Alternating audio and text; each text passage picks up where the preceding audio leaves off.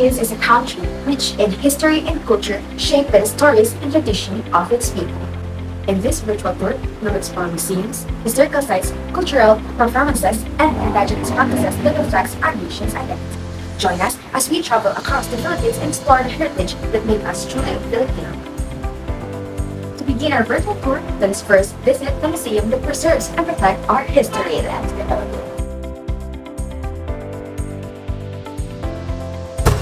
So what are the key collections displayed in this museum? The key collection displayed in this museum is the preserved Balangay boat remains found in Butuan. Visitors can also see the photos, models, and simple explanations about how the boats were made and used for travel and trades. The site also showed tools and materials for the boat building. And now, we proceed to the relevance to the Philippine history. So what is the relevance of this museum to the Philippine history? So why is it relevant to the Philippine history? Why is this museum relevant to the Philippines history? The Balangay Shrine Museum is important to the Philippine history because it proves that Filipinos already had advanced seafaring skills, train system, and pre-colonial times. The Balangay boat is also the inspiration for the word barangay, showing its strong connection to the Filipino identity and community. And now we move on to our second museum. And now, we're here at the Balangay Shrine Museum located at Libertad, Butuan City, Agusan del Norte. So, this Balangay Shrine Museum is important because it protects the remains of the ancient Balangay boats which were used by early Filipinos more than 1,000 years ago.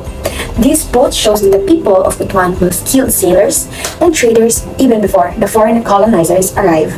Good morning guys, I'm Kian Abraham Pustanis. Today let's talk about National Museum of the Philippines or NAP.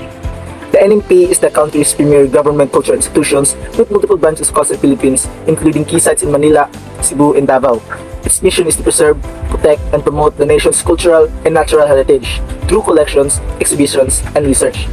The museum features a wide range of artifacts from pre-colonial art and archaeological finds like golden tara and manunggol jar to colonial era art, natural history specimens, and contemporary works, making it a comprehensive repository of Philippine identity.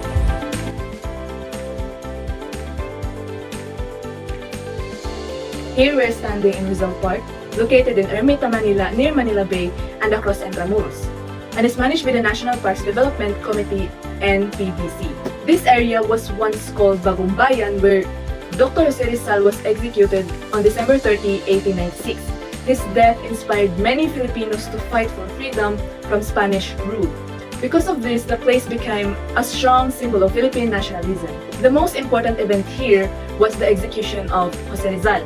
The park has also hosted an independence celebrations, memorial, ceremonies, and peaceful gatherings. Many national events still take place here today. Rizal Park is protected national historical site that is regularly maintained and restored by the government. Here we are standing in Magellan's Cross, located in Cebu City, beside the Basilica Menor del Santo Niño, inside a small chapel near Cebu City Hall. The cross remembers the arrival of Ferdinand Magellan in 1521. It is linked to the introduction of Christianity in the Philippines. Cebu became an important place in early Philippine history because of this event. The planting of the cross and the first mass in Cebu are the main events connected to the site. These events marked the start of Christianity in the country. Over time, the place became important for religious and cultural gatherings. Today, the cross is protected inside a chapel and preserved by the National Historical Commission of the Philippines and local authorities.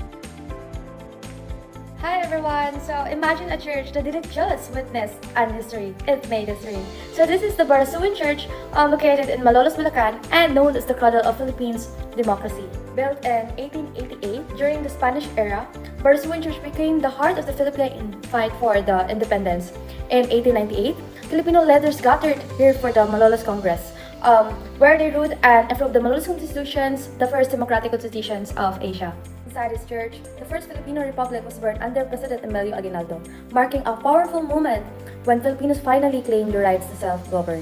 So today, Barasuan Church is a national historical landmark. It is carefully preserved and still stands as a symbol of freedom, unity, and Filipino courage.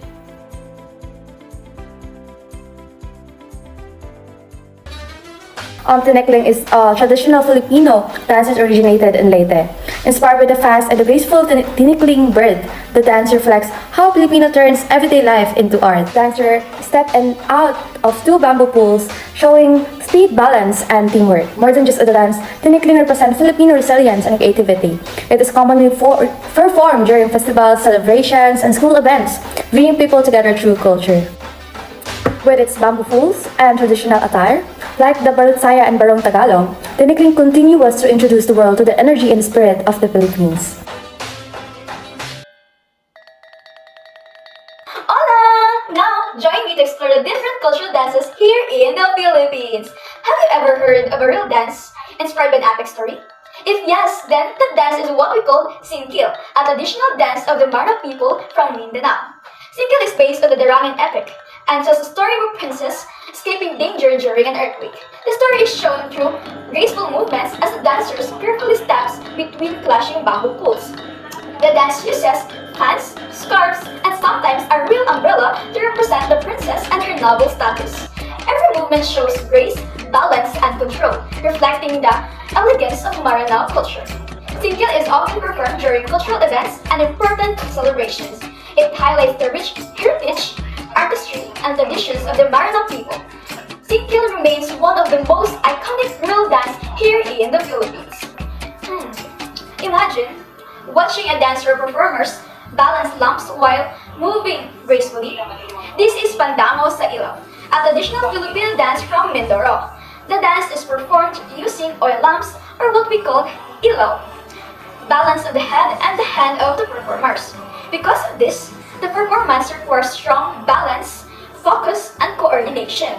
Pandango sa Ilaw was influenced by the Spanish fandango and was adapted into a uniquely Filipino dance. It is commonly performed during fiestas, celebrations, and cultural events. Today, Pandango sa Ilaw continues to be showcased in cultural performances, symbolizing joy, harmony, and the graceful spirit of Filipino culture. Hola! Thank you for joining me.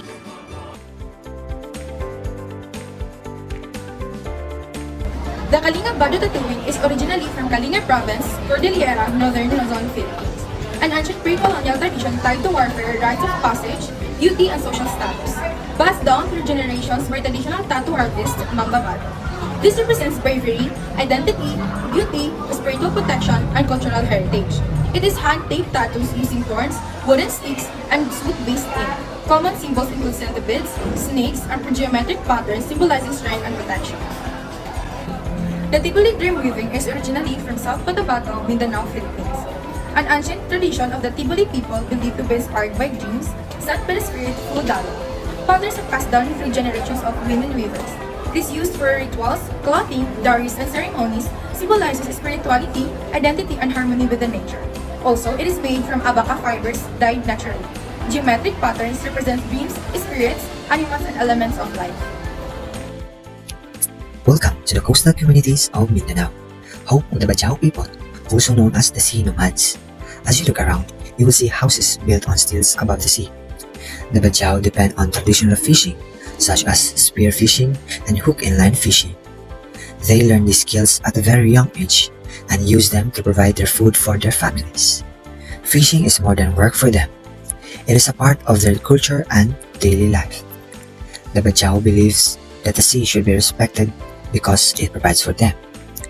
They fish carefully and take only what they need, and avoid harming marine life to protect the ocean for future generations.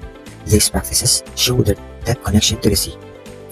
As our tour ends, the Bajau fishing traditions reminds us of a simple life lived in harmony with nature and the sea.